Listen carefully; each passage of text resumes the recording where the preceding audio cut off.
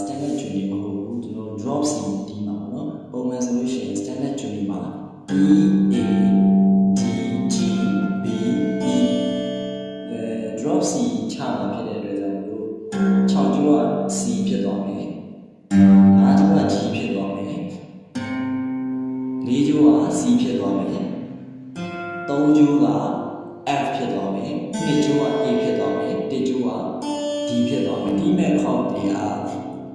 C major 7 C ကိုင်မယ် C ကိုင်တဲ့ပုံစံမှာလက်ညှိုးလွှတ်လိုက်မယ်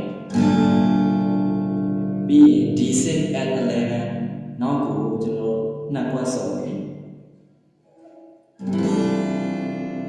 ပြီးရင်ကျွန်တော် E minor 7လက်ညှိုး5ကျိုးနဲ့ခွက်လက်တန်း2ကျိုး3ခွက်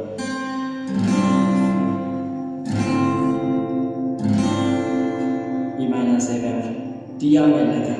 အောက် F နဲ့ပြောမယ်ဆိုရင်ကျွန်တော် down down down down F down F down F down down down down F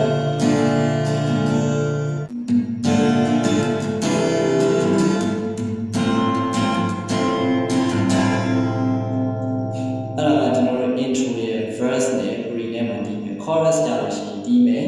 ဖတ်တယ်ငါ down down down down F down F down down down F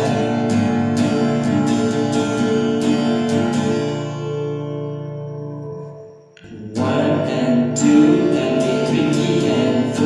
and 1 and 2 and 3 key 4 and 1 and 1 ဒီမယ်2 and မှာ E မတီးဘူး1 and 2 and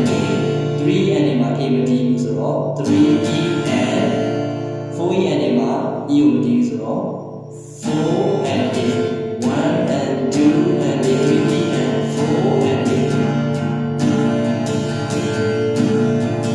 down down down down down down down down down down down ပြီးရင် chorus မှာကျွန်တော် power chord နဲ့ဒီမယ် C C လက်ညှိုး5ကျိုး3ခွက်လက်တန်း4ကျိုး5ခွက်ပြီးရင်ကျွန်တော်တို့ C ပြီးတော့ D D နှစ်ခွက်စုံမယ်အဲ့တိုင်းပဲ E minor နောက်နှစ်ခွက်ထပ်စုံမယ်ပြီးရင် D ပြန်သွားမယ်ပြီးရင် C G G ကျွန်တော် drop C ချတာ G က D တော့တော့မယ်ပေါ့နော်တစ်ခွက်နှစ်ခွက်သုံးခွက်လေးခွက်ငါးခွက်မြောက်